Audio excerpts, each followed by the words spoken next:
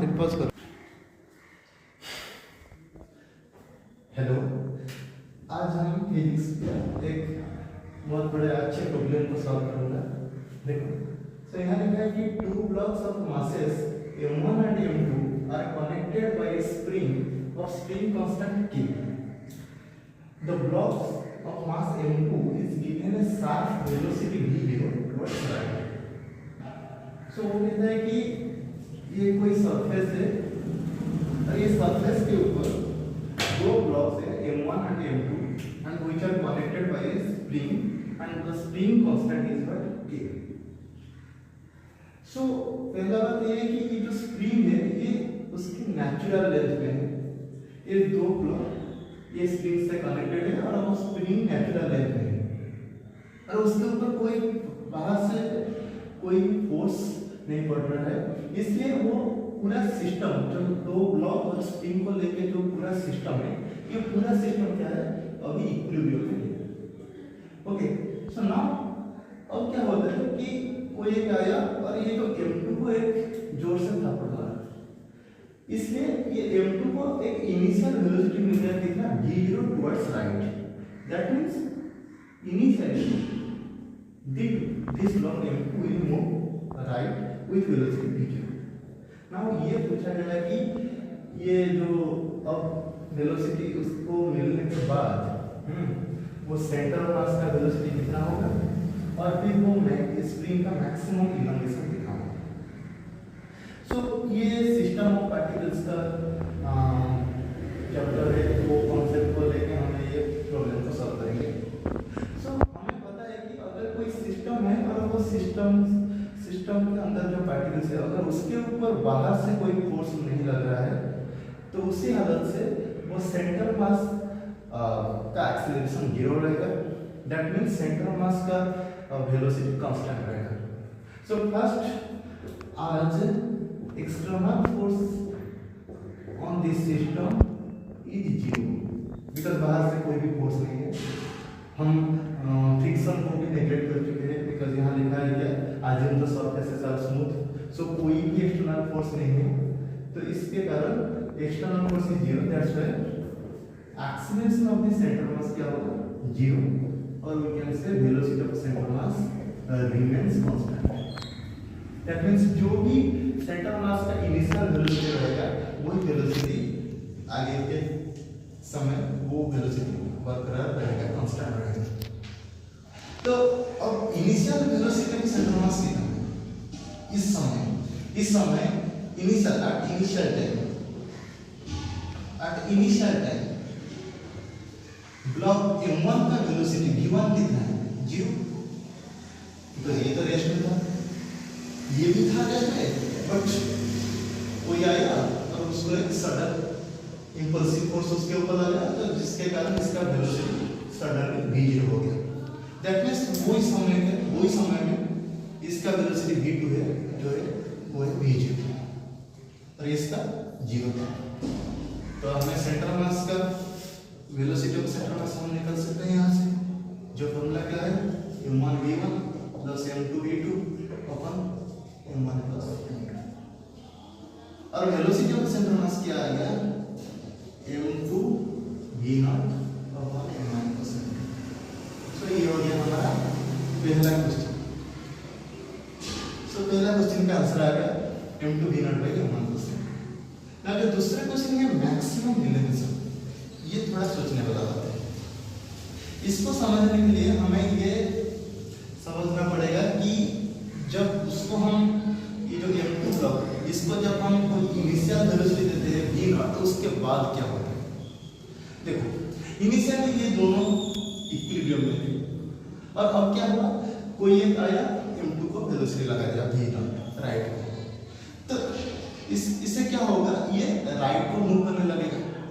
जैसे ये थोड़ा सा भी राइट को मूव करेगा ये स्प्रिंग क्या होगा इलांगेट हो जाएगा। और तुम्हें पता है स्प्रिंग अगर इलांगेट होगा तो फिर स्प्रिंग चाहेगा कि वो वापस उसकी नेचुरल लेंथ में आने के लिए। सो ये अगर राइट को जाएगा तो स्प्रिंग उसको खींचेगा बैकवर्ड। तो स्प्रिंग क्या करेगा इसके ऊपर अंदर की तरफ एक फोर्स लगाएगा सिर्फ इस तरफ नहीं, स्प्रिंग जब भी उसकी नेचुरल लेंथ को रीगेन करना चाहता है, रिस्टोर करना चाहता है, वो दोनों साइड से वो रिस्टोरेशन करने लगता है।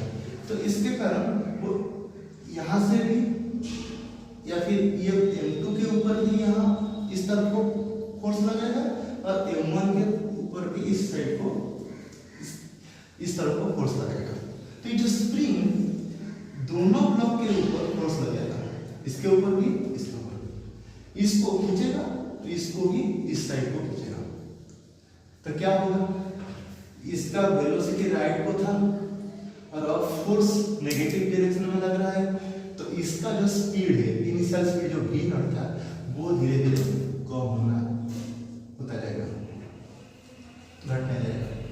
और ये जो m1, ये इनिशियली इसका स्पीड क्या था, 0 था, इसको स्प्रिंग खींचा तो इसके कारण ये राइट को मूव करेगा, इसका स्पीड क्या होगा, बढ़ जाएगा, बढ़ता जाएगा।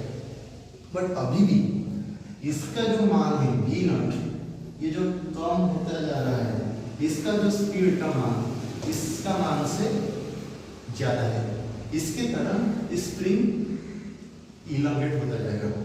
जैसे कि मान लो तुम्हारे दो बंदे हैं, दो लोग एक रस्सी को पकड़ के रखे हैं और वो आगे वाला जो बंदा है वो ज्यादा स्पीड में जा रहा है पीछे वाला से, ओके। और वो जो स्ट्रिंग है वो अगर इलास्टिक है तो फिर क्या होगा, जो आगे जा रहा है, जो जिसका स्पीड ज्यादा है, वो स्पीड के ज्यादा स्पीड के कारण वो स्ट्रिंग क्या होगा, इलांगेट होगा ना, वो बीच का डिस्टेंस तो वो बढ़ता जाएगा।